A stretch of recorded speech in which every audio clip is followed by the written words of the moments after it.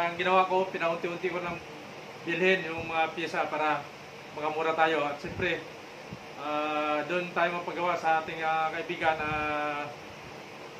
mura yung singil doon sa Parteng Bukawi. So, samahan niyo ako at ipapakita ko sa inyo. Tara, let's go!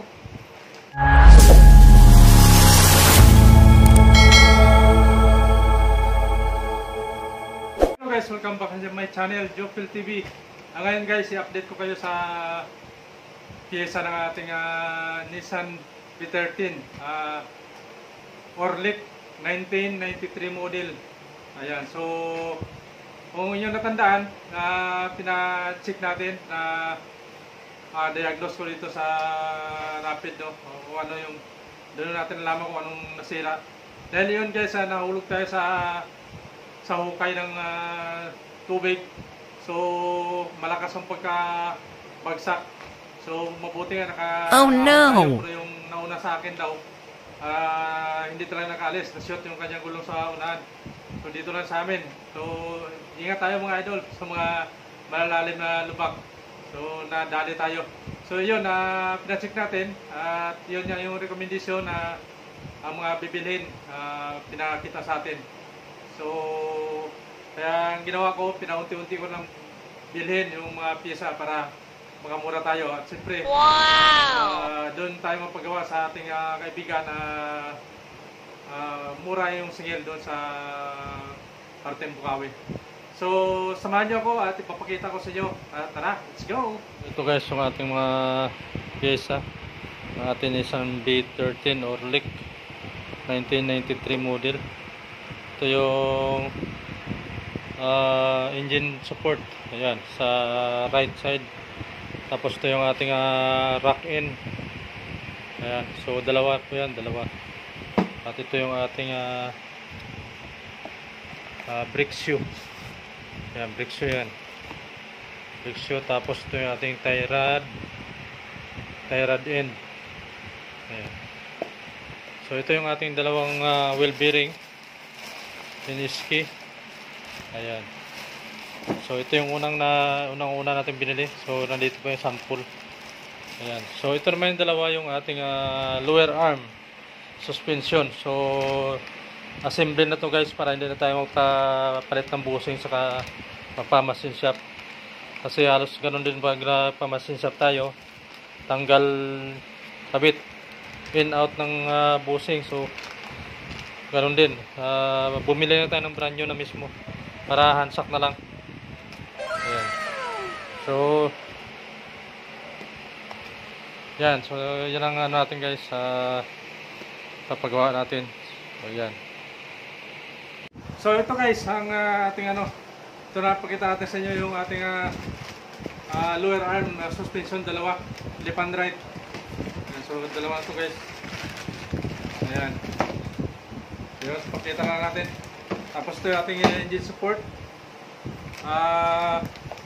Rack in. Ayan, so dalawang praso ito guys sa left and right. Ayan. So rack in natin. Ayan, so magkaiba lang sa brand pero parehas na naman ng sukat. Ayan. So dalawa.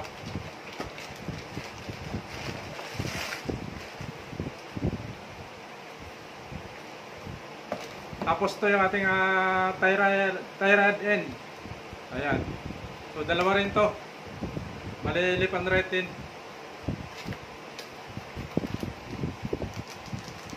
So ito. Ayan. Left and right din ang tie rod. Ayan, tie rod din natin. So dalawa. At bumili tayo ng brake shoe para kasi may na yung ating handbrake. So papagawa rin natin. Yan, ayaw mabuksan.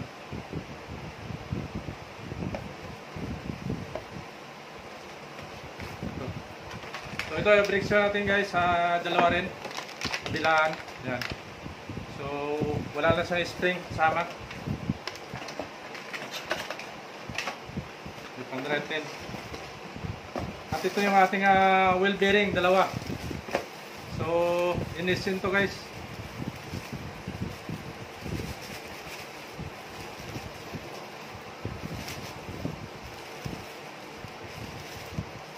Ito ba yung pagkatali?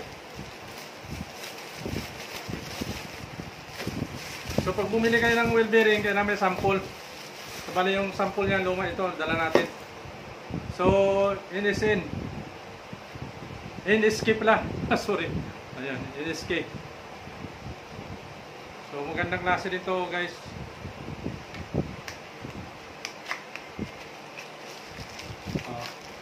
Ayan, so dalawa yan. Dalawang wheel bearing. Ayan.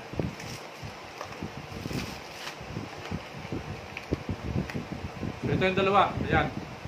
So kulang natin yung ano lang, steering bolt saka axle bolt.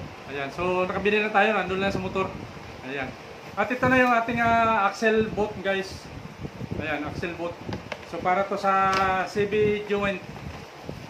Ayan, yung axle bolt na, yung rubber. So bumili na rin tayo ng grasa, dalawa. Grace. Ayan, yung dalawa. So bali dalawa rin to yung ating axle bolt, left and right. At ito naman yung ito yung isa. Bali dalawa siya, left and right yan. Axle bolt yan guys, ayan. So ito naman yung isa, yung steering bolt natin. Ayan, steering bolt naman to para sa rack end natin. So yan. So dalawa rin yan. Left and right din, steering bolt. Ayan. So dalawa rin yan guys.